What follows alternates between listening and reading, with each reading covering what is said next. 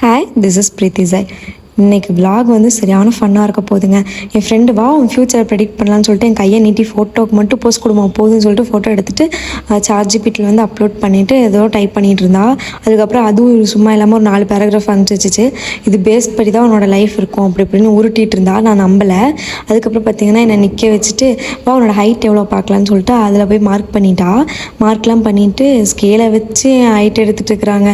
இவளை என்னன்னு சொல்ல, கரெக்டாக மட்டும் வராமல் இருக்கட்டும்னு சொல்லிட்டு சரி நீ பார்த்து சொல்லு அப்படின்னு சொன்னேன். அதுக்கப்புறம் பார்த்திங்கன்னா ஏதோ கேல்குலேட்லாம் பண்ணிகிட்டு இருந்தா. கேல்குலேட்லாம் பண்ணி முடிச்சதுக்கப்புறம் இன்ச்சஸ் வந்து சொன்னான். நான் என்னோடது எடுக்கல, என் ஃப்ரெண்டோடது எடுத்தேன். 5 feet சம்திங் வந்தது. அதுக்கப்புறம் நானும் சரின்னு சொல்லிட்டு லிப்ஸ்டிக்லாம் போடலான்னு சொல்லிட்டு எடுத்து வச்சுருந்தேன். கடைசியில் பார்த்தா அந்த நாய் எல்லாத்தையும் வந்து கெடுத்துருச்சு. இவ்வளோ வச்சுட்டு அம்மஞ்சலி பிரயோஜனம் இல்லைன்னு சொல்லிட்டு புலம்பிட்டு இருந்து தலையே அடைச்சிட்டு இருந்தேன். நீ என்ன நினச்சி புலம்பிட்டு இருக்கேன், என் பாப்பா படிக்க போகிறேன்னு சொல்லிட்டு படிக்கலைங்க, ஃபோன் நோண்டிட்டு உட்காந்துட்ருக்கா.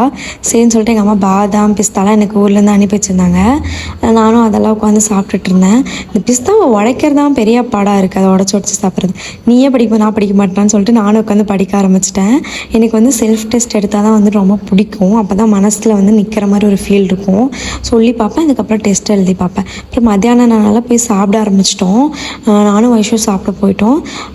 லிக்கிதா வந்துட்டு இல்லை நான் படிக்க தான் போகிறேன்னு சொல்லிட்டு படிச்சுட்டே இன்னும் என்ன முழிச்சிட்ருக்கேன் தூங்குடா அப்படின்னு சொல்லி தூங்கிட்டா. அதுக்கப்புறம் இதான் என்னோடய நியூ பேக் கேஸ். இது எனக்கு ரொம்ப பிடிச்சிருந்தது. எப்படி இருக்குன்னு சொல்லுங்கள். சும்மா எல்லாம் லிஃப்ட்டில் உழுக போயிருப்பேன், எப்படியோ தப்பிச்சோ பொழைச்சோன்னு சொல்லிட்டு யோகாலாம் முடிச்சுட்டு கீழே போயிட்டோம் கிச்சனுக்கு.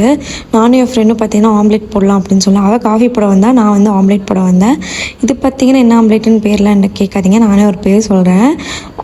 Masala cucumber omelette. அதுக்கப்புறம் பார்த்தீங்கன்னா அவளை திருப்ப சொன்ன பாவத்துக்கு கொர்ஜி மாதிரி ஆக்கி கொடுத்துட்டா.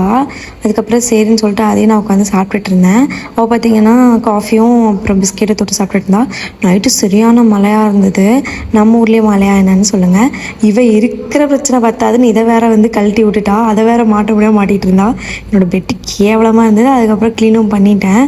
நைட்டு மழை வந்தால் எல்லோரும் இழுத்து போய் தூங்குவாங்க. நான் அப்போ தாங்க உட்காந்து துவைச்சிட்டு இருப்பேன். அப்புறம் எப்படியோ துவைச்சி முடிச்சுட்டு ஒரு சாதிச்ச ஒரு ஃபீலோடு வந்து நான் நின்றுட்டு இருந்தேன். அப்புறம் தண்ணியெல்லாம் குடிக்கலான்னு சொல்லிட்டு வீடியோ எடுத்துகிட்டே குடிச்சிருந்தேன். என் ஃப்ரெண்டு இதெல்லாம் ஒரு குழப்பாத்தூன்னு துப்புனா, அதையும் தொடச்சி போட்டுட்டு அங்கே யாரும் நிற்கிறாங்கன்னு சொல்லி பயன்படுத்தினேன். அவ்வளோ போய் எட்டிலாம் பார்த்துட்டு இருந்தா. அவ்வளோதாங்க. பாய், சப்ஸ்கிரைப்.